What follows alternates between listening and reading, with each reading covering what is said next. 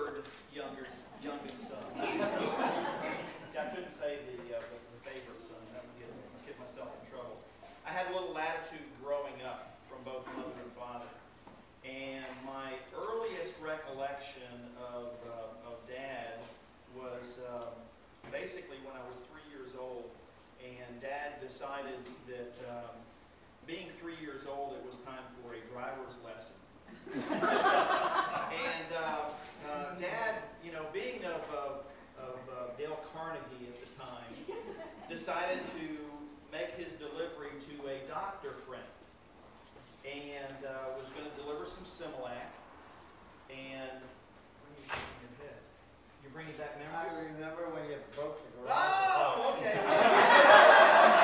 So anyway, the good father that he was decided to say, Kenny, I want you to sit in the back seat and don't touch anything. Well, you know how 3-year-olds listen. Well, needless to say, very inquisitive that I was, and the responsible dad that he was, said, I'll only be gone a minute. Now, being from the Dale Carnegie course, that minute lasted a lifetime, or at least enough time for a good first driver's lesson. The way he parked the car was on the hill, facing down toward the doctor's brand new brick garage. And so anyway, I jumped in the front seat, firmly grasped the wheel, adjusted the mirrors, looked both ways for traffic, and put the car in drive. Well, needless to say, the car wasn't turned on, but it did take off. And needless to say, that new garage, the bricks were flying, glass was flying, and Dad had to do some backpedaling with this new doctor, which he was delivering Similac. Life lesson number 1 on driving. Thank you for the driving skills. That was a very fun time. I was very disappointed at my poor performance at driving, so I tried to redeem myself to be very much like my dad in being the salesman that he was. Now, Dad would bring home Ross Laboratories knife box cutters. Now, these box cutters were plastic box cutters that were very neat in that they when you pushed it against the box, the little plastic sheath would open up so that you could cut a very nice line across the boxes so you wouldn't ruin the cans or the bottles of Similac. You didn't want to mark them up. So being that Dad was so proficient at what he was doing, I wanted to wait till he was out of town to learn that skill. So, needless to say, one day I was practicing on our new Naugahyde furniture. Now, just keep in mind that Dad, being the salesman that he was negotiating, you know, with the salesman back and forth, dickering on prices, and he got to pay it off on time, and had just made the last payment on the furniture. And so anyway, here I was at the back of the furniture, taking this knife and going like, and watching it spread apart, like the Red Sea parted. So, and needless to say, when Dad came home late that night,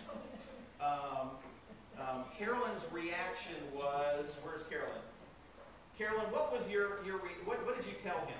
Wait till you hear what Dad did, what Kenny did. Yeah, wait till you hear what Kenny did. Well, needless to say, that was my first learning experience about salesmanship and how to correctly use the proper tools of the trade. Thank you, Dad.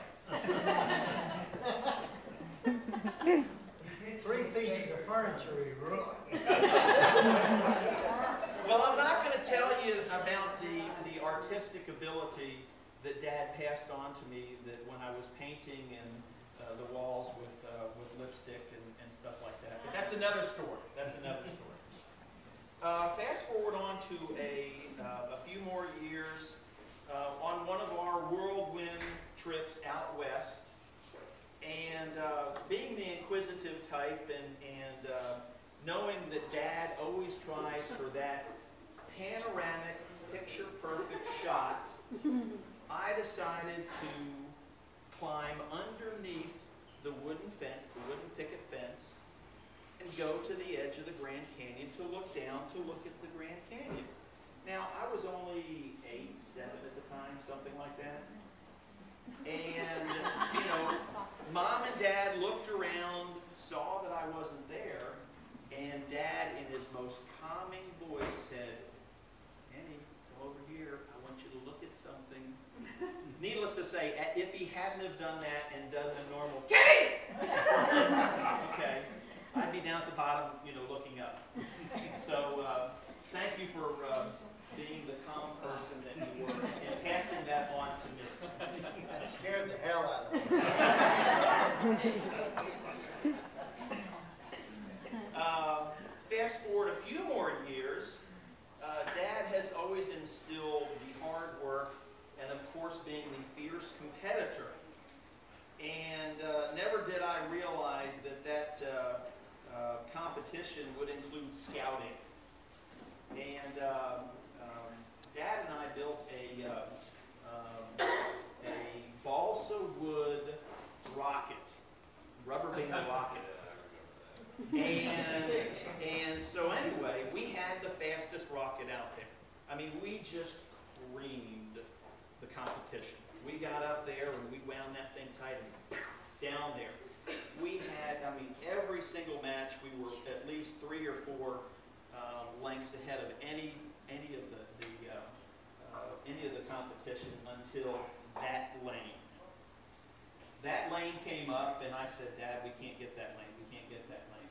And they said, "You had to have that lane." Well, that lane wasn't tight, and it wasn't strung right, and needless to say, when we took off, we just wrapped around that cord and lost terribly.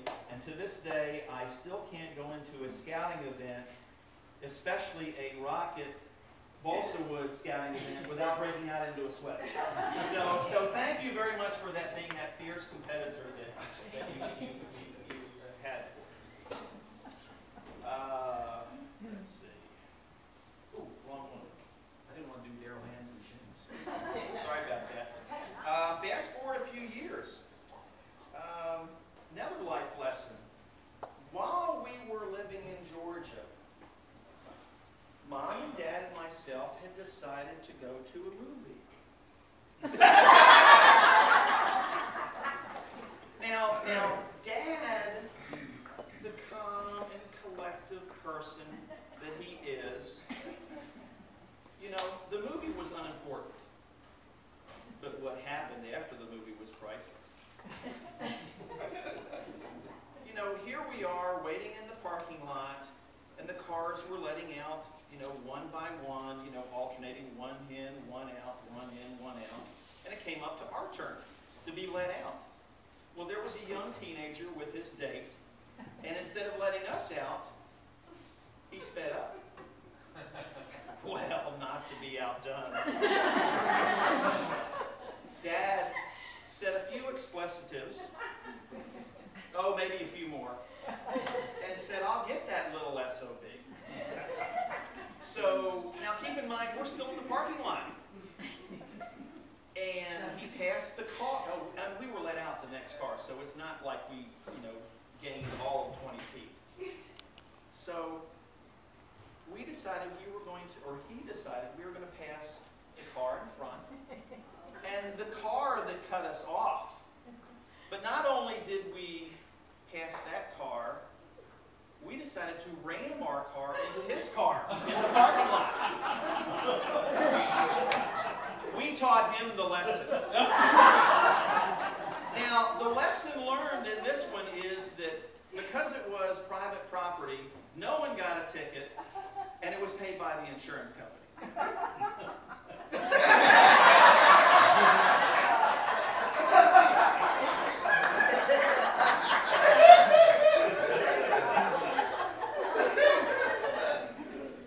If you want to make a call.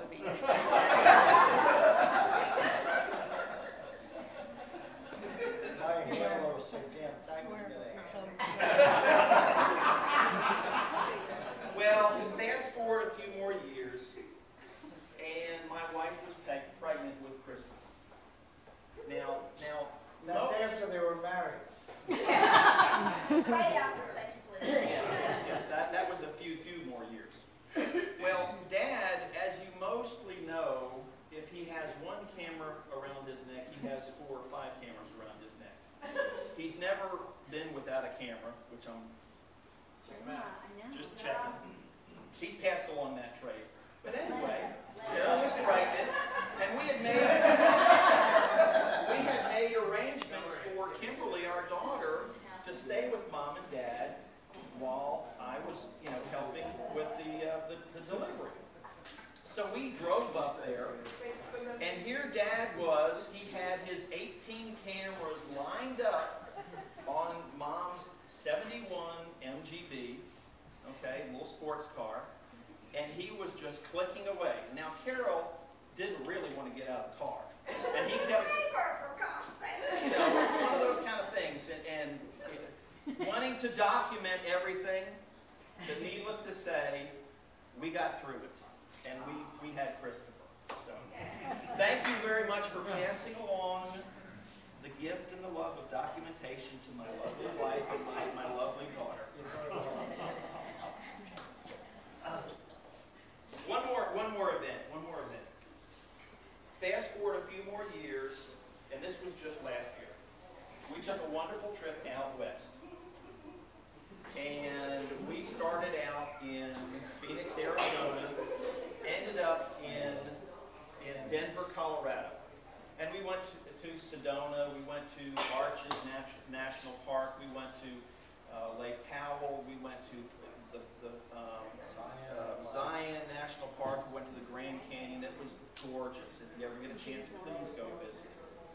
But on one occasion, Dad, showing his age at 89, said, I'm going to stay in the car and relax while y'all get some pictures, and this was in Arches National Park.